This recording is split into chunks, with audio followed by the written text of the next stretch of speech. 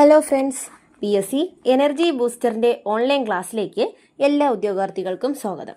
ഇന്ന് നമ്മൾ ജോഗ്രഫിയിലെ ഇന്ത്യൻ നദികൾ എന്ന് പറയുന്ന ഭാഗമാണ് നോക്കാൻ പോകുന്നത്. ഇന്ത്യൻ നദികളെ പ്രധാനമായും രണ്ടായി തിരിച്ചിരിക്കുന്നു. ഏതൊക്കെയാണവ? ഹിമാലയൻ നദികൾ, ഉപദ്വീപീയ നദികൾ. ഇന്ത്യൻ നദികളെ പ്രധാനമായും രണ്ടായി തിരിച്ചിരിക്കുന്നു: ഹിമാലയൻ നദികൾ, ഉപദ്വീപീയ നദികൾ. ഹിമാലയൻ നദികളെക്കുറിച്ചാണ് നമ്മൾ ആദ്യം നോക്കാൻ പോകുന്നത്. എന്താണ് ഹിമാലയൻ നദികൾ എന്ന് പറയുന്നത്? ഉത്തരപർവ്വത മേഖലകളിൽ നിന്നും ഉത്ഭവിക്കുന്ന നദികളാണ് ഹിമാലയൻ നദികൾ. ഉത്തരപർവ്വത മേഖലകളിൽ നിന്നും ഉത്ഭവിക്കുന്ന നദികളാണ് ഹിമാലയൻ നദികൾ.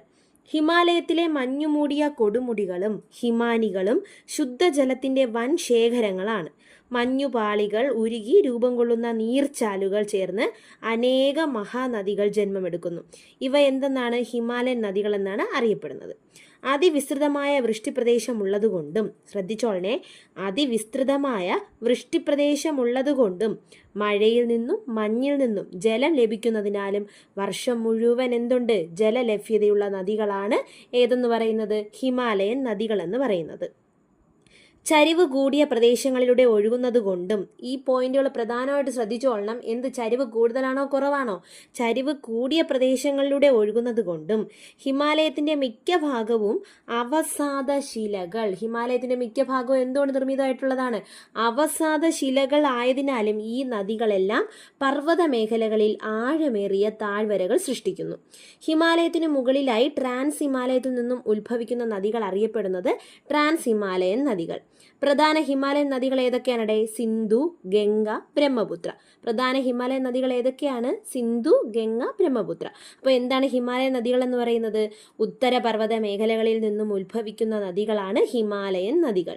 ഹിമാലയത്തിലെ മഞ്ഞുമൂടിയ കൊടുമുടികൾ ഹിമാനികൾ ശുദ്ധജലത്തിൻ്റെ എന്താണ്? ശേഖരങ്ങളാണ്. ഇനി മഞ്ഞുപാളികൾ ഉരുകി രൂപം കൊള്ളുന്ന നീർച്ചാലുകൾ ചേർന്ന് അനേക മഹാനദികളാണ് എന്ത് ചെയ്യുന്നത്? ഉടലെടുക്കുന്നത്. വർഷം മുഴുവൻ എങ്ങനെയാണ് ജലലഭ്യതയുള്ള നദികളായിട്ട് മാറുന്നത് ഇവർ? അതിവിസ്തൃതമായ വൃഷ്ടിപ്രദേശമുള്ളത് കൊണ്ടും മഴയിൽ നിന്നും മഞ്ഞിൽ നിന്നും ജലം ലഭിക്കുന്നതിനാലുമാണ് എന്താ? വർഷം മുഴുവൻ ജലലഭ്യതയുള്ള നദികളായിട്ട് മാറുന്നത്. ഇനി പ്രധാന ഹിമാലയൻ നദികൾ ഏതൊക്കെയാണെന്ന് പറഞ്ഞിട്ടേ നമ്മൾ സിന്ധു, ഗംഗ, ബ്രഹ്മപുത്ര. ആദ്യം നമുക്ക് ഗംഗയെക്കുറിച്ച് നോക്കാം. അല്ലേ, ഇന്ത്യയുടെ ദേശീയ നദിയല്ലേ ഗംഗ? അപ്പോൾ ആദ്യം നമുക്ക് ഗംഗയെക്കുറിച്ച് നോക്കാം. ഇന്ത്യയുടെ ദേശീയ നദിയാണ് ഗംഗ.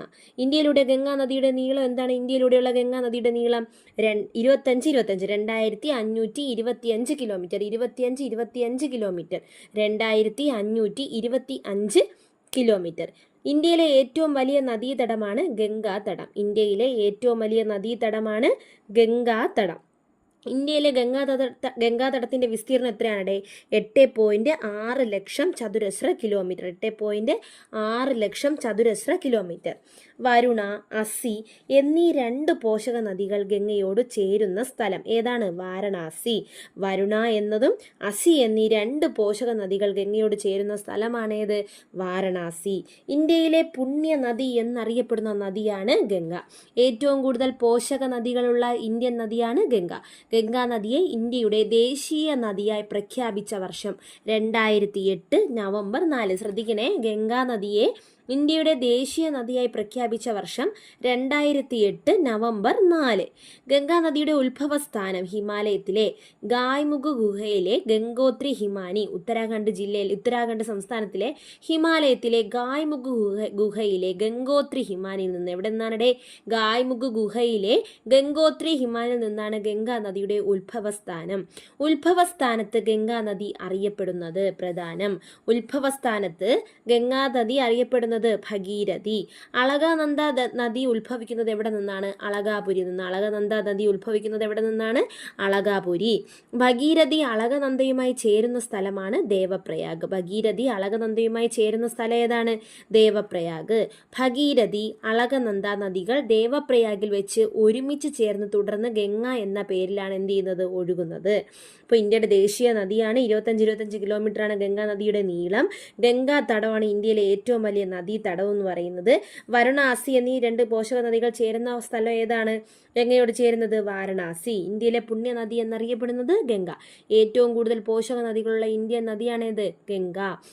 ഗംഗാ നദിയെ ഇന്ത്യയുടെ ദേശീയ നദിയെ പ്രഖ്യാപിച്ച വർഷം 2008 നവംബർ 4. എവിടെ നിന്നാണ് ഉത്ഭവസ്ഥാനം? ഹിമാലയത്തിലെ ഗായ്മുഖ് ഗുഹയിലെ ഗംഗോത്രി ഹിമാനിയിൽ നിന്നും. ഉത്ഭവസ്ഥാനത്ത് ഗംഗാ നദി അറിയപ്പെടുന്നത് ഭഗീരഥി. അളകനന്ദ നദി ഉത്ഭവിക്കുന്ന എവിടെ നിന്നാണ്? അളകാപുരി. ഇനി ശ്രദ്ധിച്ചോടെ, ഗംഗാ സമതലങ്ങളെക്കുറിച്ചാണ് നമ്മൾ പറയുന്നത്, ഗംഗാ സംഗമത്തെക്കുറിച്ചാണ് പറയാൻ പോകുന്നത്. അളകനന്ദയും ധൗളി ഗംഗയും കൂടെ ചേരുന്നത് എവിടെ വെച്ചാണ്? വിഷ്ണുപ്രയാഗിൽ വെച്ചാണ്. എവിടെ വെച്ചാണ്?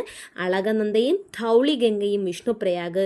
അളകനന്ദ നന്ദാകിനിയുമായിട്ട് കൂടിച്ചേർന്ന് അവരൊന്നിച്ച് എവിടെ എന്താണ് സംഗമിക്കുന്നത്? നന്ദപ്രയാഗ്. ഇനി അളകനന്ദ പിണ്ടാർ നദിയായിട്ട് ചേരുന്നതോ? കർണപ്രയാഗ്. അപ്പോൾ അളകനന്ദ ധൗളിഗംഗ വിഷ്ണുപ്രയാഗ്, അളകനന്ദ നന്ദാകിനി കൂടി ചേർന്ന് നന്ദപ്രയാഗ്, അളകനന്ദ പിണ്ടാർ നദിയും കൂടെ ചേർന്ന് കർണപ്രയാഗ്, അളകനന്ദ മന്ദാകിനിയുമായിട്ട് ചേർന്ന് ഏതാണ്? രുദ്രപ്രയാഗ്. അളകനന്ദ ഭഗീരഥിയുമായിട്ട് ചേർന്നത് എവിടെ നിന്നാണ്? ദേവപ്രയാഗ്. ഗംഗാ നദി ഗംഗയും യമുനയും സരസ്വതി ഇവർ മൂന്നുപേരും കൂടെ ചേരുന്നത് എവിടെ വെച്ചാണ്? പ്രയാഗ്രാജ്.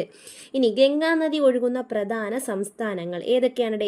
ഉത്തരാഖണ്ഡ്, ഉത്തർപ്രദേശ്, ബീഹാർ, ജാർഖണ്ഡ്, പശ്ചിമ ബംഗാൾ. ഉത്തരാഖണ്ഡ്, ഉത്തർപ്രദേശ്, ബീഹാർ, ജാർഖണ്ഡ്, പശ്ചിമ ബംഗാൾ. ഗംഗ ഏറ്റവും കൂടുതൽ ദൂരം ഒഴുകുന്ന ഇന്ത്യൻ സംസ്ഥാനം ഏതാണത്? ഉത്തർപ്രദേശ്. 1450 കിലോമീറ്റർ ആണ് ഉത്തർപ്രദേശിലൂടെ ഗംഗാ നദി ഒഴുകുന്നത്. ഗംഗയുടെ പ്രധാന പോഷക നദികൾ ഏതൊക്കെയാണ്? യമുന, കോസി, ദാമോദർ, സോൺ, ഘാഗ്ര. ഇത് ഒട്ടുമിക്കതും ചോദിച്ചിട്ടുള്ളതാണ്. യമുന, കോസി, ദാമോദർ, സോൺ, ഘാഗ്ര, ഗോമതി, ഗന്ധക്. ഗംഗയുടെ ഏറ്റവും വലിയ പോഷക നദി ഏതാ? യമുന. ഗംഗയും യമുനയും കൂടിച്ചേരുന്ന സ്ഥലം ഏതാണ്? ഉത്തർപ്രദേശിലെ അലഹബാദാണ്. ഗംഗ, യമുന, സരസ്വതി നദികളുടെ സംഗമ സ്ഥാനം അറിയപ്പെടുന്നത് എന്താണ്? ത്രിവേണി സംഗമം. ഗംഗ, യമുന, സരസ്വതി നദികളുടെ സംഗമ സ്ഥാനം അറിയപ്പെടുന്നത് ത്രിവേണി സംഗമം സ്ഥിതി ചെയ്യുന്നത് അലഹബാദ്, ഉത്തർപ്രദേശാണ്. പുതിയ പേരെന്താണ് ഇതിൻ്റെത്? പ്രയാഗ്രാജ്.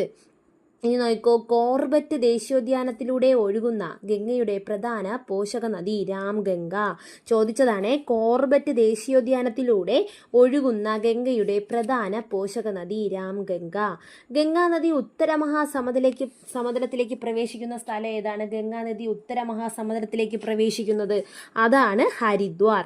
ആര്യന്മാരുടെ വിശുദ്ധ ദേശമായിരുന്ന ആര്യാവർത്തം ഗംഗയുടെ തീരത്തായിരുന്നു എന്ന് കരുതപ്പെടുന്നു.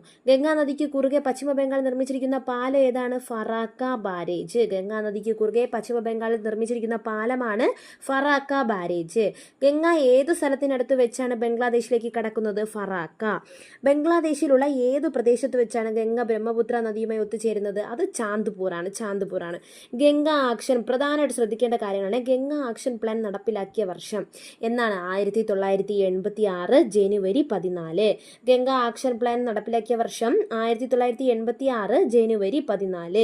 ഗംഗാ ആക്ഷൻ പ്ലാൻ നടപ്പിലാക്കിയ പ്രധാനമന്ത്രി ആരാണ്? രാജീവ് ഗാന്ധി.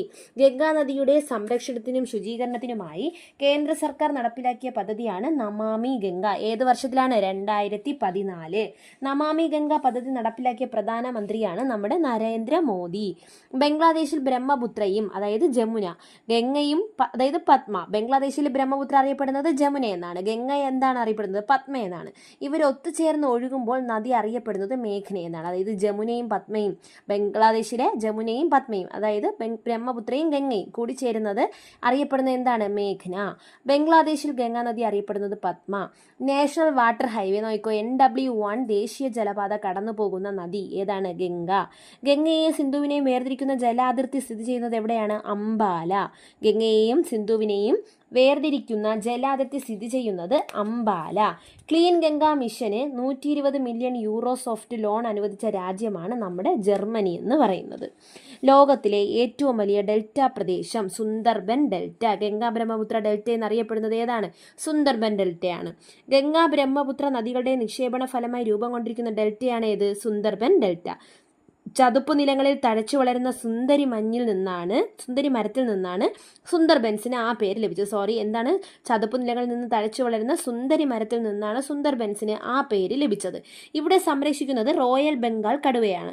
ഇനി ഹിമാലയത്തിൽ നിന്ന് ഉത്ഭവിക്കാത്ത ഗംഗയുടെ പോഷക നദികൾ ഏതൊക്കെയാണ്? അത് ചമ്പൽ, സോൺ, കെൻ, ബദ്വ. ഇമ്പോർട്ടൻ്റ് ആണ്. ഹിമാലയത്തിൽ നിന്നും ഉത്ഭവിക്കാത്ത ഗംഗയുടെ പോഷക നദികൾ ഏതൊക്കെയാണ്? ചമ്പൽ, സോൺ, കെൻ, ബെത്വ. ഇന്ത്യൻ ഉപദ്വീപിന്റെ വടക്കു ഭാഗത്തു നിന്ന് ഉത്ഭവിക്കുന്ന ഗംഗയുടെ പോഷക നദിയാണ് സോൺ. വടക്കു ഭാഗമാണെങ്കിൽ സോൺ. ഇനി ഗംഗയുടെ പ്രധാന കൈവഴി ഏതാണ്? കൈവഴി ഹൂഗ്ലിയാണ്. ഹൂഗ്ലി നദിയുടെ തീരത്ത് സ്ഥിതി ചെയ്യുന്ന പ്രധാന നഗരമാണ് കൊൽക്കത്ത. ഗംഗ, യമുന എന്നീ നദികൾക്ക് നിയമപരമായി വ്യക്തിത്വം കണക്കാക്കണമെന്ന് വിധി പുറപ്പെടുവിച്ച കോടതിയാണ് ഉത്തരാഖണ്ഡ് ഹൈക്കോടതി. സുപ്രീം കോടതി ഈ വിധിക്ക് സ്റ്റേ പുറപ്പെടുവിച്ചു കേട്ടോ. ലോകത്തിൽ ആദ്യമായ വ്യക്തിത്വ പദവി ലഭിച്ച നദിയാണ് ഏത്? വങ്കാനുയി നദി. വങ്കാനുയി നദിക്ക് വ്യക്തിത്വ പദവി നൽകിയ രാജ്യമാണ് ന്യൂസിലാൻഡ്. ഹൂഗ്ലി നദിയുടെ പ്രധാന പോഷക നദിയാണ് ദാമോദർ. ഇന്ത്യയിലെ ആദ്യത്തെ വിവിധോദ്ദേശീയ നദീജല പദ്ധതി സ്ഥിതി ചെയ്യുന്നത് ദാമോദർ. ഗംഗാ നദി ഒഴുകുന്ന രാജ്യങ്ങൾ ഏതൊക്കെയാണ്? ഇന്ത്യ, ബംഗ്ലാദേശ്. ഗംഗാ നദിയുടെ പതനസ്ഥാനം ബംഗാൾ ഉൾക്കടൽ. ഇന്ത്യയുടെ ദേശീയ ജലജീവി ഗംഗാ ഡോൾഫിൻ. ഗംഗയെക്കുറിച്ച് പറയുമ്പോൾ നമുക്കിനി അടുത്ത് നോക്കേണ്ട ഒരു പ്രധാനപ്പെട്ട കാര്യമാണ് കുംഭമേള. ലോകത്തിലെ ഏറ്റവും വലിയ ഹിന്ദുമത സമ്മേളനമാണ് കുംഭമേള. 12 വർഷത്തിലൊരിക്കൽ നടക്കുന്ന ഹൈന്ദവ തീർത്ഥാടന സംഗമമാണ് ഏത്? കുംഭമേള. അർദ്ധകുംഭമേള നടക്കുന്നത് 6 വർഷത്തിലൊരിക്കലാണ്. അർദ്ധകുംഭമേള നടക്കുന്ന പ്രദേശങ്ങൾ ഏതൊക്കെയാണ്? ഹരിദ്വാർ, അലഹബാദ്. ഓക്കെ അല്ലേ? മഹാകുംഭമേള നടക്കുന്നത് 144 വർഷത്തിലൊരിക്കലാണ്. മഹാകുംഭമേള നടക്കുന്ന പ്രദേശം ഏതാണ്? അത് അലഹബാദാണ്. 2013 ശേഷം എന്നാണ് മഹാകുംഭമേള അവസാനമായിട്ട് നടന്നത്? 2025 ജനുവരി 13 അല്ലേ? 2025 ജനുവരി 13 മുതൽ ഫെബ്രുവരി 26 വരെയാണ് ഇന്ത്യയിലെ ഉത്തർപ്രദേശിലെ പ്രയാഗ്രാജിലുള്ള ത്രിവേണി സംഗമത്തിലാണ് എന്ത് ചെയ്യുന്നത്? ഇത് നടത്തിയത്. ഓക്കെ അല്ലേ? അപ്പോൾ 2025 പ്രയാഗ് കുംഭമേള അതായത് അവസാനമായിട്ട് എന്നാണ് നടന്നത്? എന്നാണ് അവസാനമായിട്ട് നടന്നത് കുംഭമേള? 2025 ജനുവരി 13 അല്ലേ? 2025 പിന്നെന്താ നമുക്ക് നോക്കാനുള്ളത്? കുംഭമേളയെക്കുറിച്ച് മനസ്സിലായോ? ഈ കുംഭമേള അരങ്ങേറുന്ന പ്രധാന സ്ഥലങ്ങൾ ഏതൊക്കെയാണ്? അലഹബാദ് ഉത്തർപ്രദേശ്, നദീതീരം ഏതാണ്? ഗംഗയാണ്. ഹരിദ്വാറിലാണെങ്കിലോ ഉത്തരാഖണ്ഡ് ഗംഗ. ഉജ്ജയിനിയാണെങ്കിൽ മധ്യപ്രദേശ് ക്ഷിപ്ര. ഒന്നുകൂടെ ശ്രദ്ധിക്കണം. അലഹബാദ് ആണെങ്കിൽ ഉത്തർപ്രദേശ് ഗംഗ, ഹരിദ്വാർ ആണെങ്കിൽ ഉത്തരാഖണ്ഡ് ഗംഗ, ഉജ്ജയിനി ആണെങ്കിൽ മധ്യപ്രദേശ് ക്ഷിപ്ര, നാസിക് ആണെങ്കിലോ മഹാരാഷ്ട്ര ഗോദാവരി നദിയിലാണ്. വൃദ്ധഗംഗ എന്നറിയപ്പെടുന്നത് ഏതാണ്? ഗോദാവരിയാണ്. തെലുങ്ക് ഗംഗ, കൃഷ്ണ. വൃദ്ധഗംഗ ഗോദാവരി, തെലുങ്ക് ഗംഗ കൃഷ്ണ, പാതാളഗംഗ കൃഷ്ണ, അർദ്ധഗംഗ കൃഷ്ണ, ദക്ഷിണഗംഗ കാവേരി, മാൾവ ഗംഗ ബെത്വ. ഓക്കെ അല്ലേ? ഗംഗാ നദീ തീരത്ത് സ്ഥിതി ചെയ്യുന്ന പ്രധാനപ്പെട്ട പട്ടണങ്ങൾ ഏതൊക്കെയാണ്? ഹരിദ്വാർ ഉത്തരാഖണ്ഡ്, കാൺപൂർ ഉത്തർപ്രദേശ്, പാറ്റ്ന ബീഹാർ, വാരണാസി ഉത്തർപ്രദേശ്, അലഹബാദ് ഉത്തർപ്രദേശ്. ഋഷികേശ് എവിടെയാണ്? ഋഷികേശ് ഉത്തരാഖണ്ഡ്. ഫറൂഖാബാദ് ഉത്തർപ്രദേശ്, കനൗജ് ഉത്തർപ്രദേശ്, ഹാജിപൂർ ബീഹാർ. അപ്പോൾ ഇത്രയാണ് പ്രധാനമായിട്ട് ഗംഗയെക്കുറിച്ച് നോക്കാനുള്ളത്. ഇനി ഗംഗയുടെ പോഷക നദികൾ നോക്കേണ്ടതുണ്ട്. അത് നമുക്ക് അടുത്ത ക്ലാസ്സിൽ നോക്കാം. അപ്പോൾ നല്ലപോലെ ഗംഗയെക്കുറിച്ച് പഠിക്കുക. നമ്മുടെ ഇന്ത്യയുടെ ദേശീയ നദിയാണ് ഗംഗ. പ്രധാനപ്പെട്ട ദൂരം എത്രയാണ്, ഏതൊക്കെ സ്ഥലങ്ങളിലൂടെ കടന്നു പോകുന്നുണ്ട്, അങ്ങനെയുള്ള പ്രധാനപ്പെട്ട കാര്യങ്ങൾ ശ്രദ്ധിച്ച് തന്നെ പഠിക്കുക. Okay, thank you for watching.